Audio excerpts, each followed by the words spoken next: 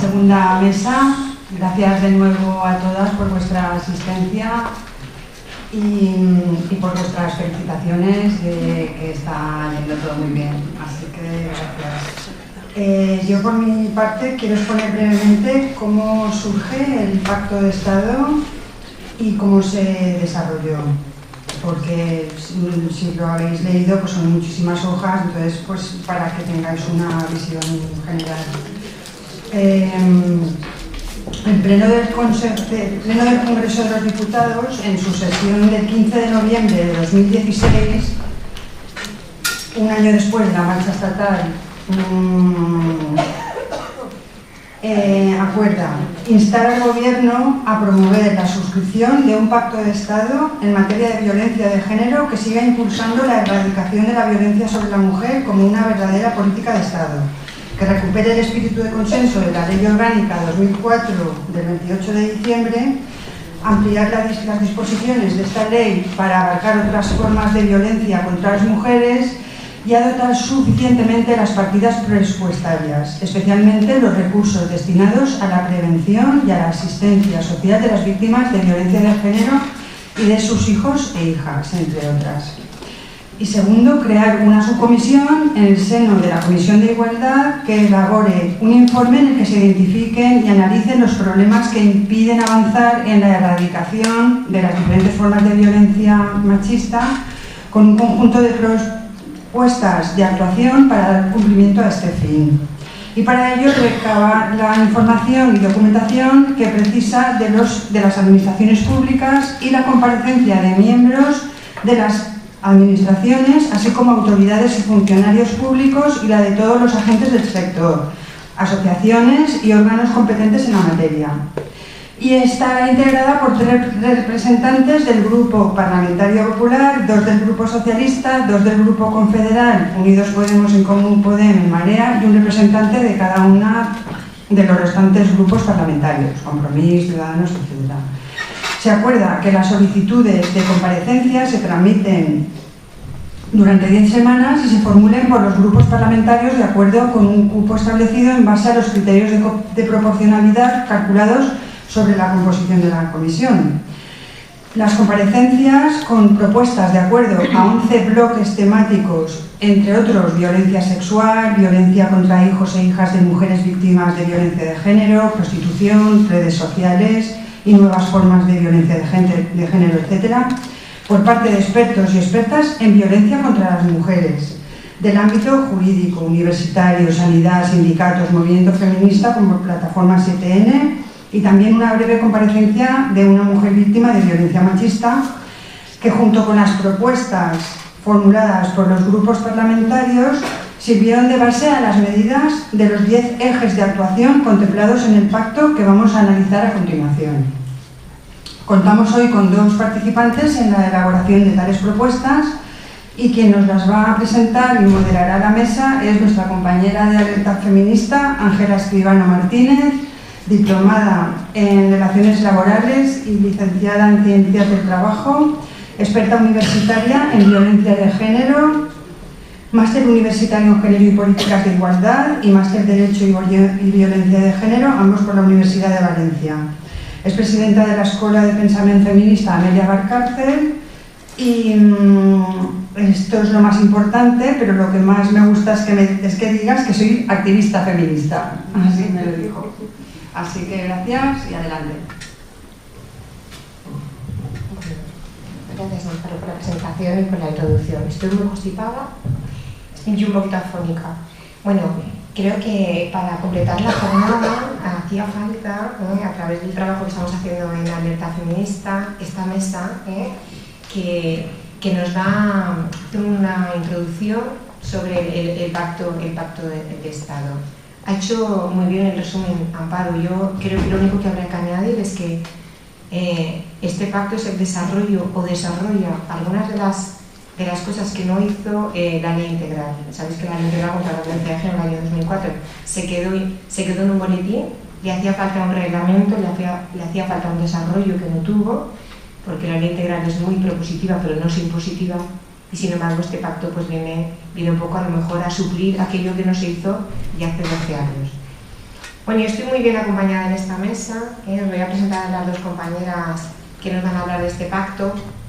Las dos a mi izquierda, siempre a mi izquierda. Alba, del 7N. Alba es licenciada en Derecho por la Universidad Complutense de Madrid, máster en Violencia de Género por el Centro de Formación de Abogadas y Abogados de Madrid, abogada en ejercicio del año 2014 y está en la plataforma 7N. Recordaros que el 7N partió de aquí de Valencia, ¿no? La coordinadora feminista de Valencia fue la que propuso aquella manifestación que luego se dio, y Alma siempre ha sido desde el primer momento la interlocutora del grupo de alerta feminista. Cuando el 19J fue aquel encierro de los ayuntamientos, siempre pensamos que se tenía que coordinar desde la plataforma 7N. La coordinadora de Valencia estuvo durante la propuesta de aquella manifestación y luego al final decidimos desde la coordinadora retirarnos de esta plataforma porque entendimos que el 7N había pasado y que era otro momento y que cuando hubiera una necesidad volveríamos a estar junto con ellas. Lo que teníamos muy claro cuando el 19J Alerta Feminista propuso encerrarnos en los ayuntamientos es que lo tenía que liderar el 7N, y así nos pusimos en contacto con ellas, que fue lo primero que hicimos, y ella ha sido nuestra interlocutora de todas las acciones que se hacen desde el 19J Alerta Feminista. Ella las traslada al 7N y lo que ella nos va a contar hoy es cómo el movimiento de mujeres, el 7N y el movimiento de mujeres, cómo ha estado, cómo ha vivido o qué ha introducido en este pacto de Estado. Y al lado tenemos a Ángeles Álvarez, activista feminista. Muchas de nosotras la hemos leído porque es una de las impulsoras de los primeros escritos que hay contra la violencia de género. Además ha estado en la subcomisión del pacto. Ella es la portavoz de igualdad del Partido Socialista en el Congreso y ha estado en la subcomisión del pacto contra la violencia de género en primera persona. Ella es la que mejor nos va a poder contar cómo se ha elaborado este pacto, estas dudas que tenemos, este paralelismo que hay con nuestro pacto valenciano, ¿no? Las dudas que nos pueden surgir. Y bueno, sin más, le voy a dar ya la palabra a Alba y que nos tiene que contar antes de que se vaya esto que pasó ayer en el Congreso, que hubo un tribunal de mujeres. Ayer en el Congreso de los Diputados, asociaciones feministas hicieron un tribunal. Ellas organizan, además yo la oí a Alma, como hacían una especie de tribunal. Solamente estaban movimientos feministas y que luego nos cuente cómo surgió esto. Antes de irte, Alma, y ahora nos cuentas qué tal el movimiento feminista en este pacto. Cuéntanos un poquito. Gracias. Bueno, pues quería empezar analizando que la violencia de género ha repuntado en este 2017.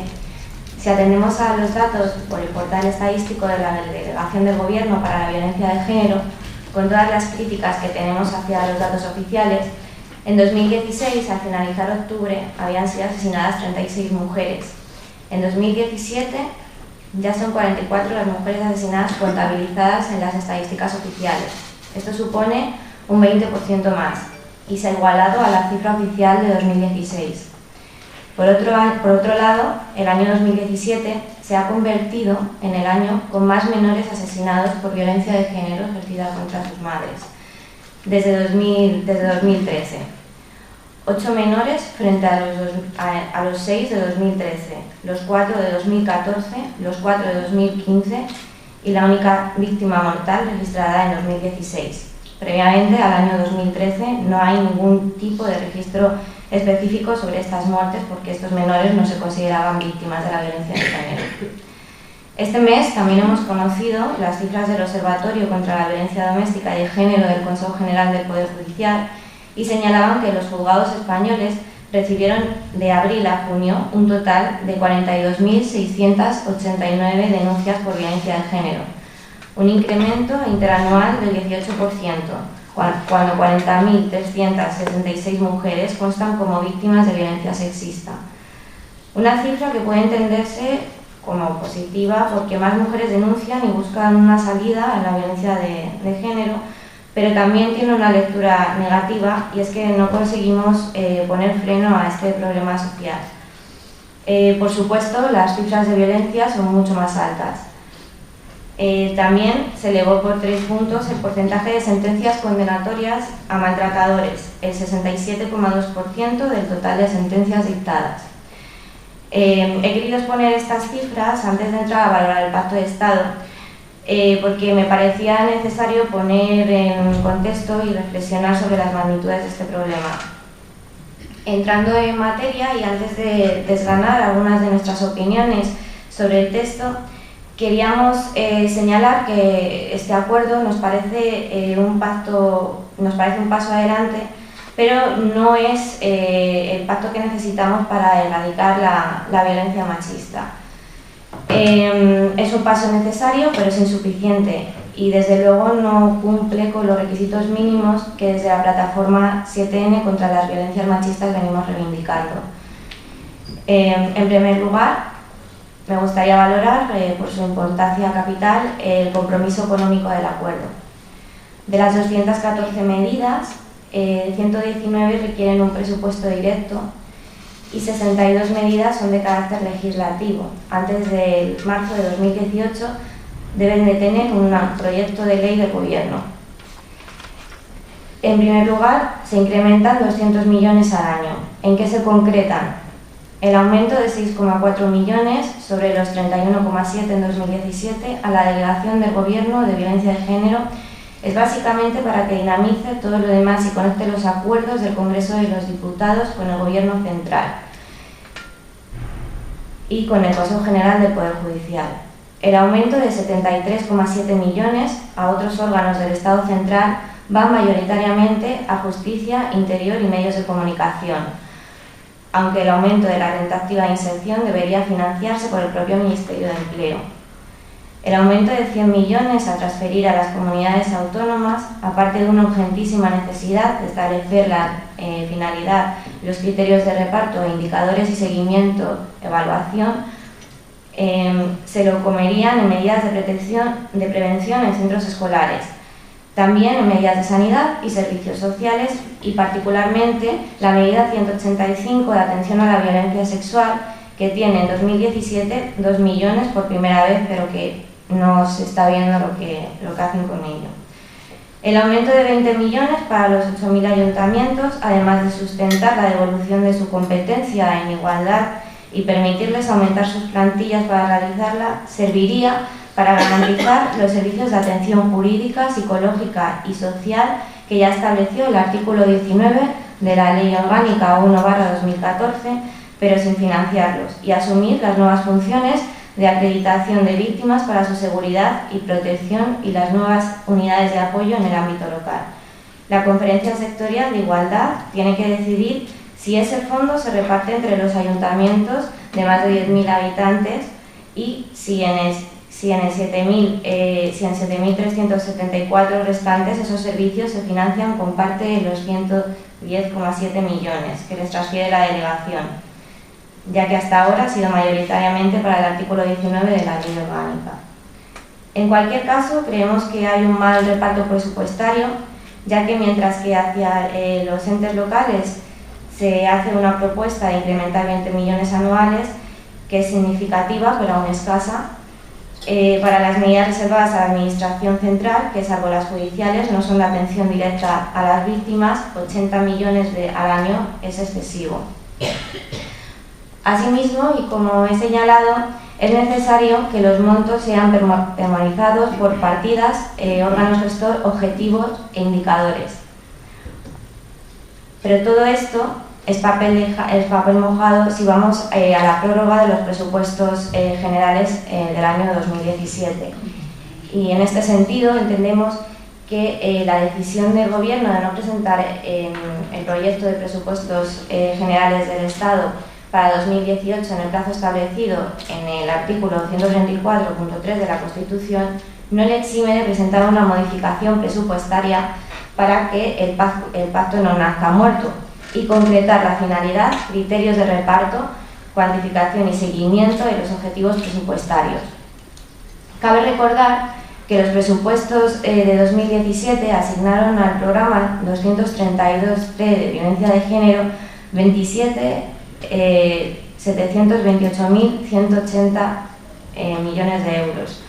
y congelaron en 19.741.840 el programa 232B de igualdad entre mujeres y hombres, un 41,2% menos que en 2016.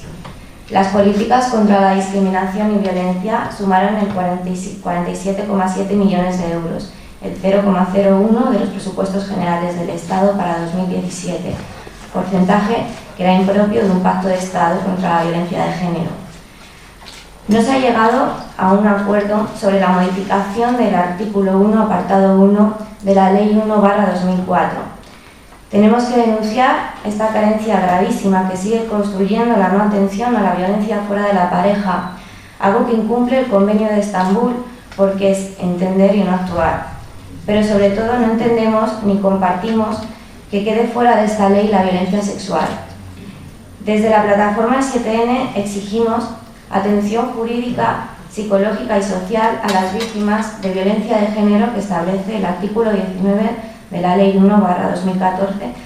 Se debe extender, conforme a los artículos 3, 25 y 36 del Convenio de Estambul, a cada mujer o niña que ha sufrido agresiones sexuales, sea en las fiestas, en las aulas, en la calle, en el trabajo o en cualquier lugar o relación, asegurándoles la atención, protección, justicia y reparación. Para ello, el Estado tiene que financiar a las comunidades autónomas y a los ayuntamientos este servicio, no restringirlo a la violencia machista en la pareja.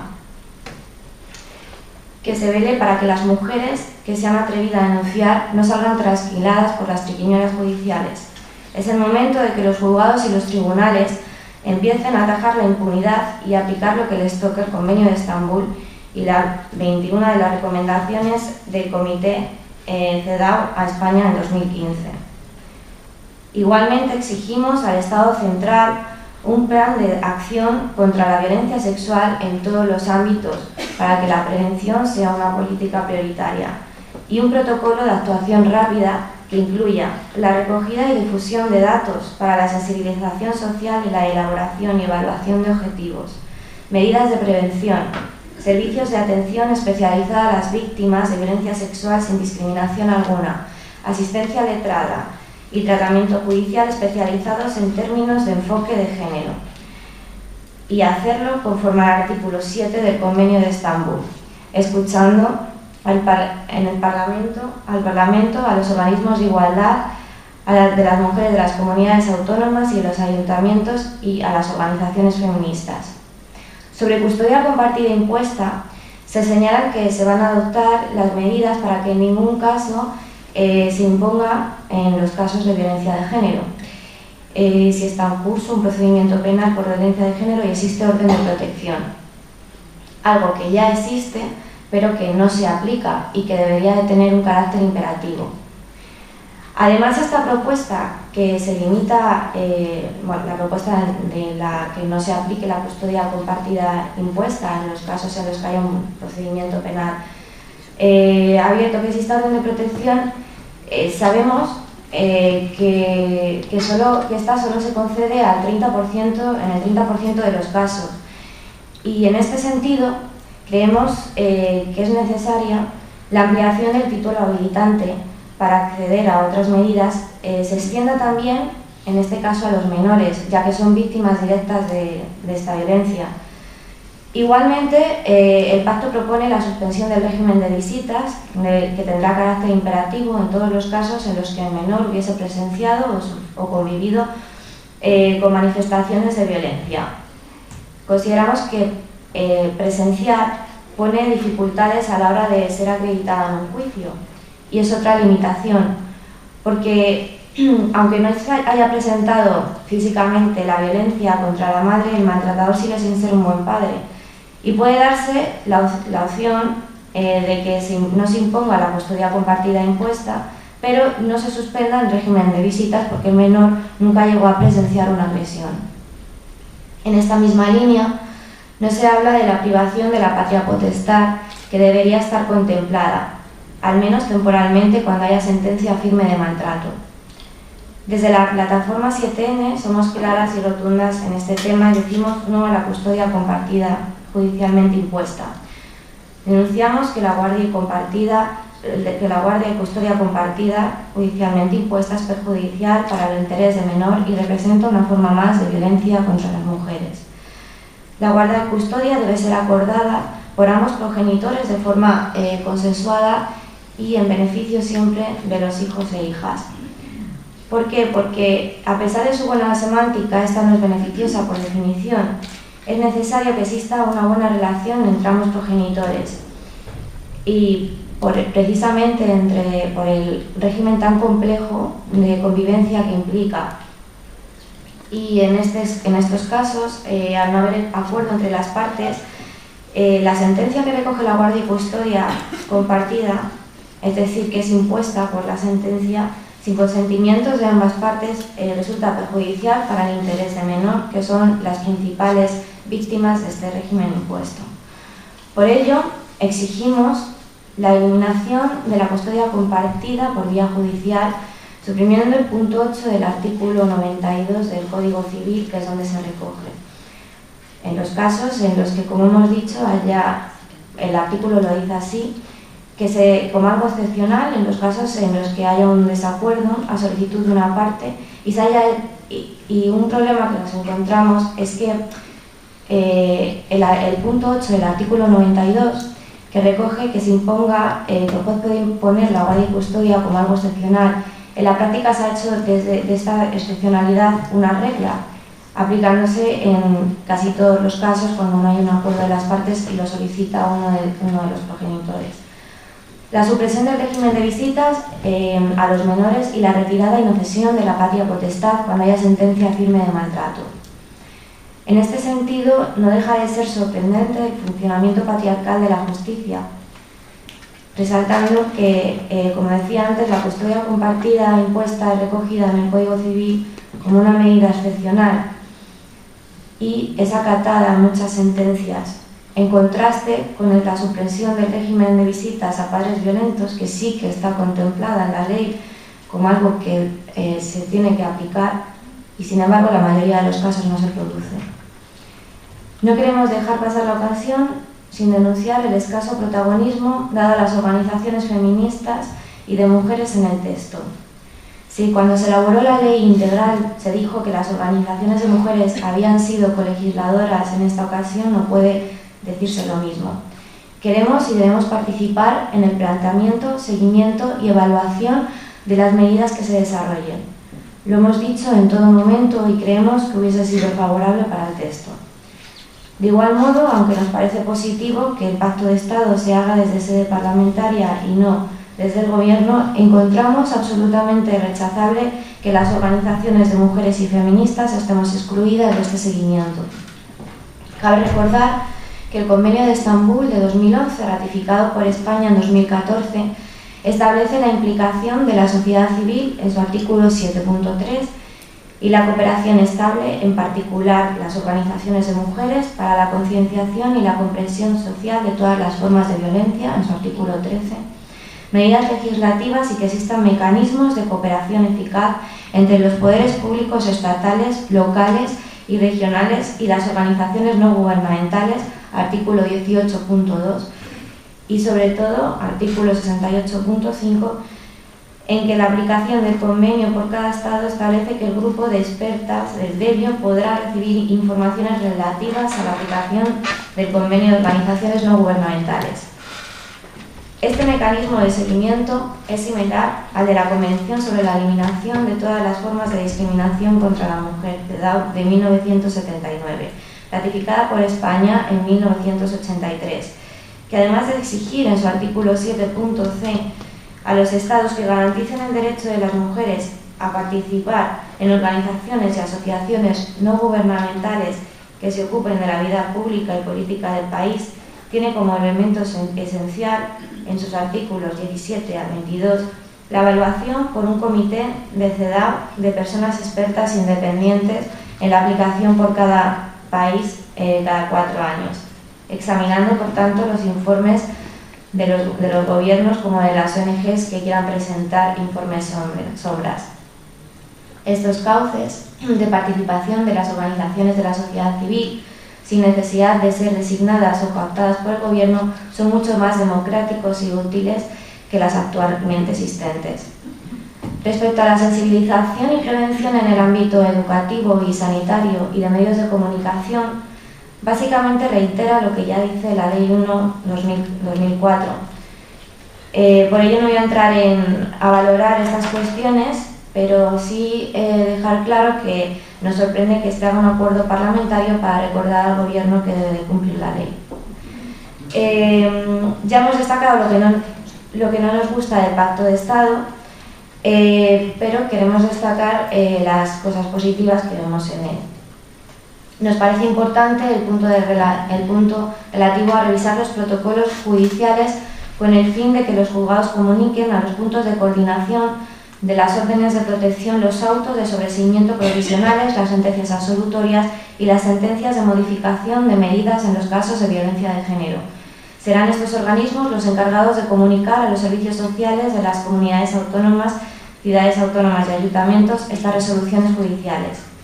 Especialmente nos parece relevante que se haya introducido modificar la Ley 27/2013 del 27 de diciembre de racionalización y sostenibilidad de la Administración local, para que la Administración local pueda llevar a cabo las actuaciones en promoción de la igualdad entre hombres y mujeres, así como la violencia de género. Estas cuestiones deberán formar parte del catálogo de materias recogido como competencia propia de los municipios, evitando las duplicidades entre las administraciones. Esta medida supone el reconocimiento de un fracaso de quitar las competencias a las entes locales como administración más cercana. No trajo esto más que consecuencias negativas. Pero queremos también resaltar que devolver estas competencias y dotarlas de presupuestos suficientes puede hacer que esto se inicie con mal pie. Respecto al ámbito judicial, es positivo que se establezcan unidades de valoración forense integral en todos los juzgados, pero debería estar más concretado. La otra medida muy importante que consideramos especialmente positiva es la propuesta de modificar los mecanismos y canales por los que las mujeres accedan al título habilitante de la condición de víctima de violencia de género, que el reconocimiento de esta condición no se supedite necesariamente a la interposición de la denuncia. El 80% de las mujeres asesinadas en España en la última década no habían presentado denuncia por violencia de género, ni solicitado ayuda o apoyo a las administraciones públicas. Muchas no estaban preparadas para dar el paso de interponer la denuncia, pero se encontraban con el obstáculo de tener que acreditar su condición de víctima de violencia de género a la hora de poder acceder a los servicios jurídicos, medidas de protección de asesoramiento o de acompañamiento. En este sentido, el acuerdo, en su versión original, y queremos entender que ese espíritu continúa, establece múltiples mecanismos, sentencias de cualquier orden jurídico que declare que la mujer ha sufrido las violencias definidas en la ley, la orden de protección vigente o resolución judicial que la acordara, el atestado elaborado por las fuerzas y cuerpos de seguridad del Estado que haya presenciado